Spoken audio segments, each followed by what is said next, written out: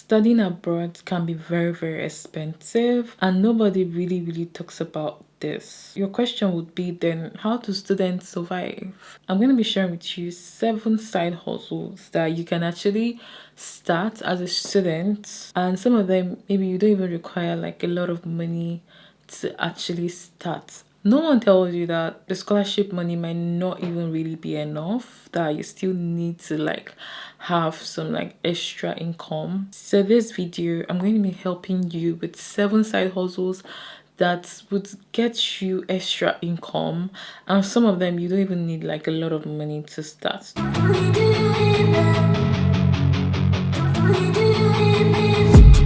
I've been dreaming on in my head like I've seen it. A life worth living is a life with meaning. Hey everyone, my name is Oma, founder of Oma Travels.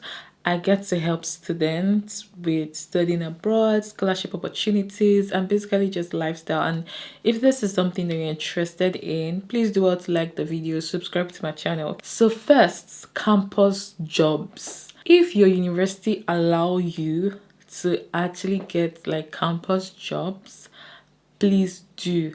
And sometimes your university will not even tell you. I'm telling you, some universities will not just go ahead announcing, oh, there are campus jobs. No, you have to go and ask your international officer, or just basically do your research to find out if that university have like campus jobs that will help students.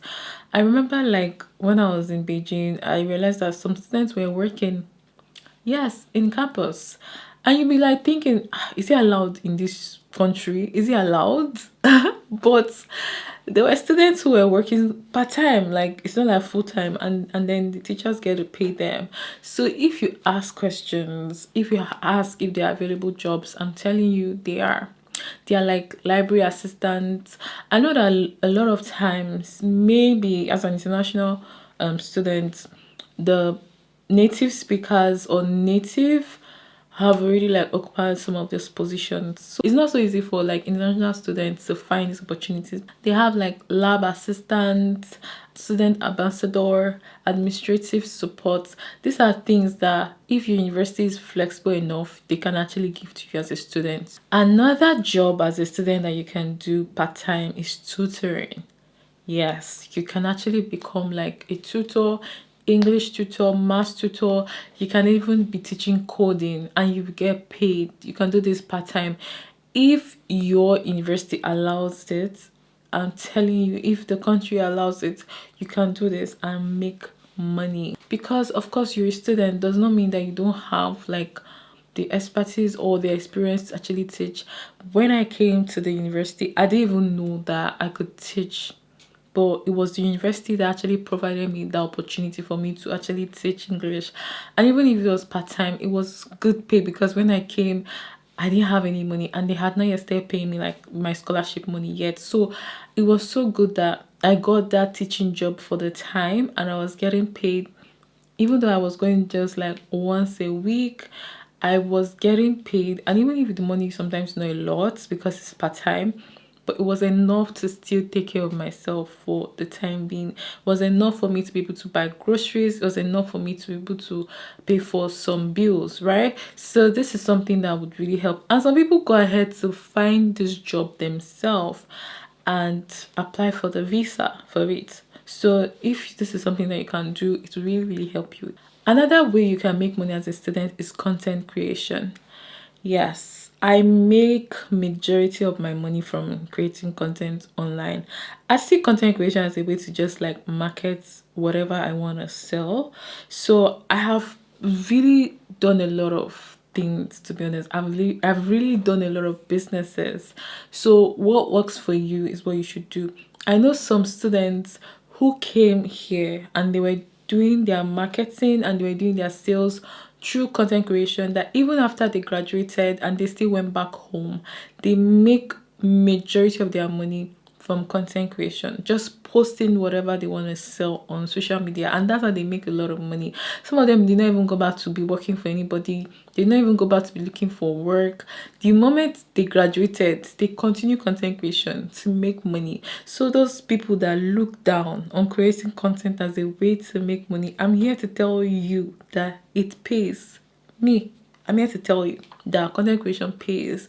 Just see content creation as a way to like market yourself, get like the visibility that you need for like your product, or just a way to get people to trust you to be able to make sales. There are platforms like YouTube, there are platforms like TikTok. There are so many platforms that you can actually use. Or let me know, like even Instagram. There's so many platforms you can use to make money. I know that a lot of people will talk about like, okay, should you do adverts? I will not advise you to do adverts if you're just starting. You can just start by posting your content. Your content is enough, and be consistent. Post like every day, so that people know that you're not going to scam them, because that's another fear that a lot of people have when it comes to like just doing like social media things. People used to be scared that okay, there are a lot of scammers online and they don't want to be scammed. That I feel like if people feel like they can trust you, they will not be scared to like do business with you or buy your product. And if you're thinking of okay, how can you like buy products, you can reach out to me. I can help you get the product that you need from China. Another way people make money is through translation services. Like I see this a lot of times. There are people that are in need of translators, and if you feel like you are good in any language, whether it's English, French, Chinese, whatever language that you're really good in, you can actually become a translator and you will get a lot of money just translating documents, translating, helping to guide international students, tour guides. They're always looking for translators, being like an interpreter or everything like that. If you are really good with language, you can actually become like a translator. Another way you can make money is selling digital products. Yes, you can actually sell digital products online. I mean, CV formats, selling like ebooks. You can literally sell digital product like music, like if you know how to sing. I mean, you can do music and upload it online and you can sell this. So if you are good in anything like is digital, you can actually make money from this. You can also make money from freelancing skills. Yes, there are actually a lot of skills that people are looking for, like video editing, social media management, graphic design, photography. I feel like if you're really good in things like this, you can actually be able to make money as a student. Don't look down on your crafts, okay? Do not look down on yourself. If you're good in some of these things, please monetize it and make money from it. You can also make money from reselling products like braids, or selling products like wigs, selling product like maybe African food items. Because you know, when you're an African student living abroad, a lot of people, they're always looking for like African food stuff, and if it's something that you can actually have access to, why don't you just sell this? Even you can even help people to like sell like gadgets or ship their items. So if this is something that you can also do, you'll be able to make a lot of money from it too.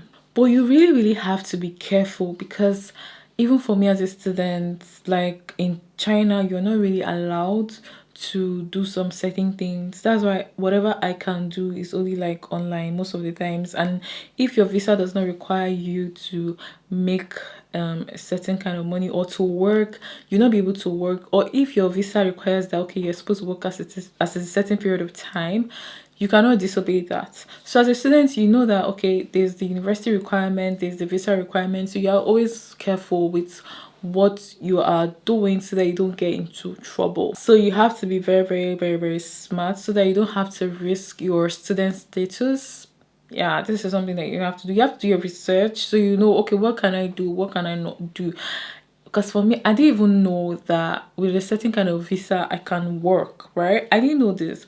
But when I got a job, when I came, that's when I realized, oh my God, I think I can work. And then it was really cool because I was looking for money. And then when I got a job, I was like, okay, thank God, I can work. So this is something that you actually have to think about. You need to do your research to know if you're allowed to work as a student and what are the requirements of the university. If you are actually serious about winning a scholarship, I actually offer like scholarship opportunities every month. You can actually check the description to actually access this. And if you're not ready for this support, you can actually just download my scholarship templates down below. they'll actually guide you step by step and help you to avoid errors. Do well to like this video if you enjoyed it so that more students can actually watch this video, and please do well to subscribe to my channel. Comment down below work abroad so that I'll know that okay, you're interested in content like this. I'll see you guys in my next video. Bye.